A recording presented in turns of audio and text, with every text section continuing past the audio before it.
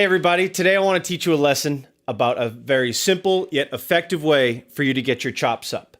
And we are going to do that by using accents on very simple beats. Now the word for today, the emphasis, is the emphasis. Where are we going to put our emphasis?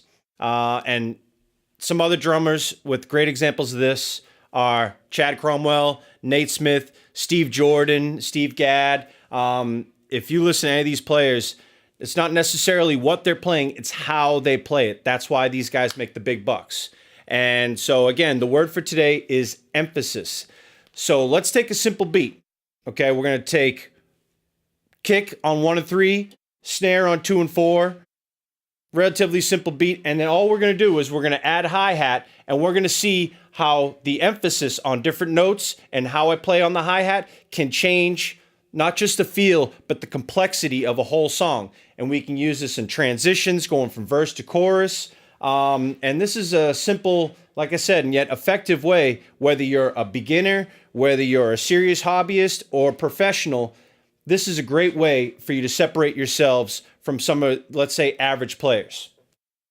So, like I said, we're going to take a simple beat, and we're just going to add a little bit of hi-hat to it. Now, the first time through, I want you to listen, is we're going to do straight eighths on the hi-hat. And that means we're going to play with the same velocity every single time.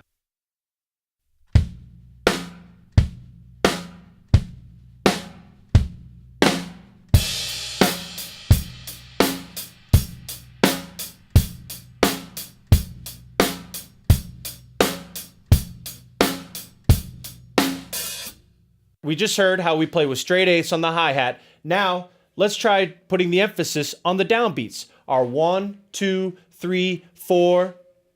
Let's see how that sounds.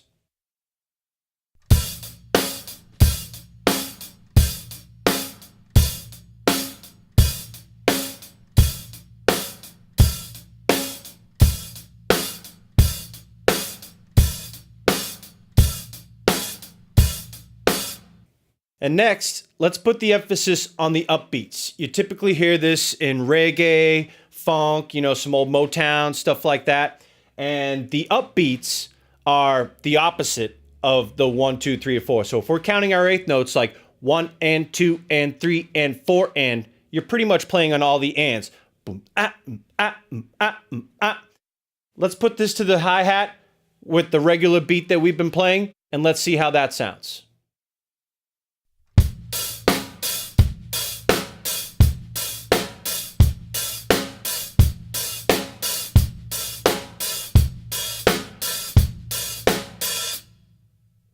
Let's do a mix-up between the two. First, we're going to put the emphasis on the downbeats, then we're going to put the emphasis on the upbeats.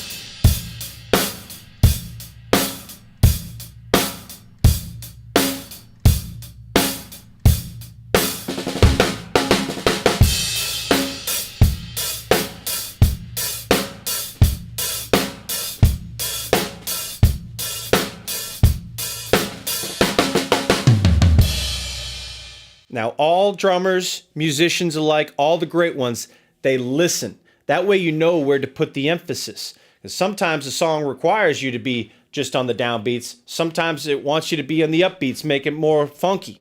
Other times you just want to play a straight ahead beat just so that you have room for the vocals, you have room for the piano parts, whatever wants to come through. We want to make sure that we don't overplay. So it's important to know where to put these upbeats and downbeats. But let's put them in a real life situation. Let's say a guitar player comes into a session, you're not 100% sure of what to play.